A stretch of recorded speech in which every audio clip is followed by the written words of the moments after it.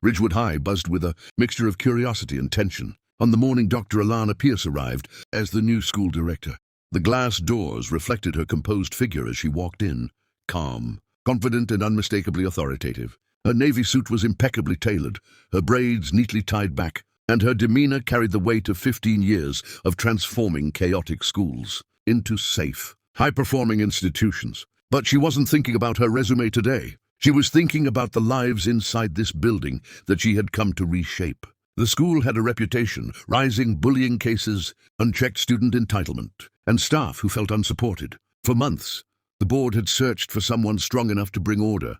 They finally chose her, black woman with a record of fearlessly confronting systemic problems. But not everyone was pleased, especially not Cole Whitman, an 18-year-old senior known for aggressive behavior.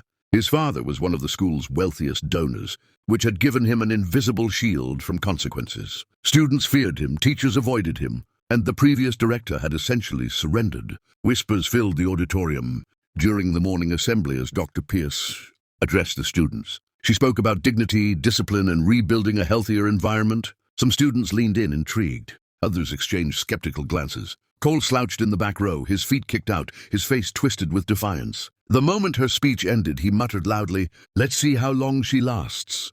Those around him laughed nervously. Later, during lunch, the courtyard simmered with excitement. Word spread quickly that Cole planned to confront the new director. Some students followed him, eager for drama.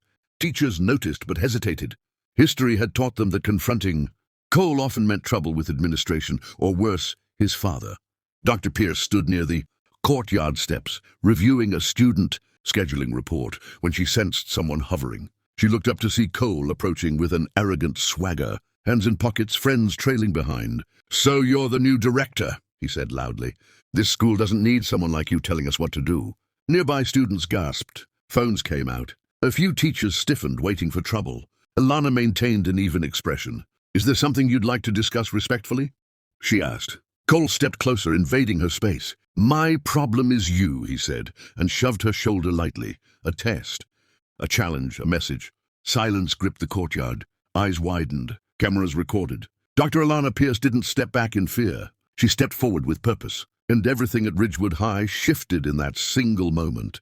The moment Cole's hand made contact with her shoulder, time seemed to slow across the courtyard.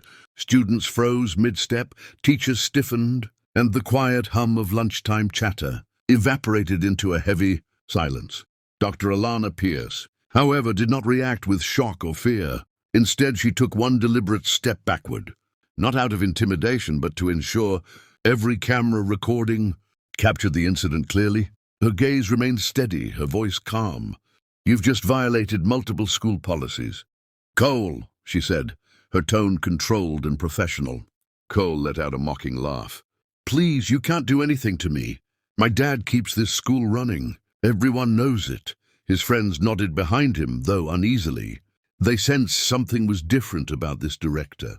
Dr. Pierce simply gave a small, confident smile. "Watch me!" She pulled out her phone and made a single call. Within minutes, the atmosphere shifted dramatically. The district superintendent arrived with 2 security officers, their presence commanding immediate attention. Students whispered, as they realized this was not the reaction they were used to seeing from administrators around Cole. The superintendent shook Dr. Pierce's hand firmly. "We're following your recommendations exactly," he said, loud enough for the entire courtyard to hear. Cole's confidence faltered for the first time. Dr. Pierce turned to the gathered students. "Ridgewood High is undergoing change. Bullying, intimidation, and abuse of privilege end today. Accountability begins now." Her words rang across the courtyard like a declaration. She then addressed Cole directly. "You are removed from campus for the remainder of the day. A disciplinary hearing will be held this afternoon. Security will escort you out." Cole erupted in disbelief. "You can't kick me out, my dad has already been informed," she replied, her tone unshaken. "A video of this incident is circulating online. He's on his way." Students exchanged shocked whispers as Cole's phone buzzed repeatedly. His face reddened. Suddenly his friends stepped away from him, unwilling to be associated with what was unfolding. Minutes later, Mr. Whitman arrived. Furious, not at the director but at his son. "I warned you," he said sharply. You've embarrassed this entire family. In front of everyone, he allowed security to escort Cole off school grounds. The next morning, the assembly hall was filled with an unfamiliar atmosphere. Respectful silence. Dr. Pierce introduced new safety measures.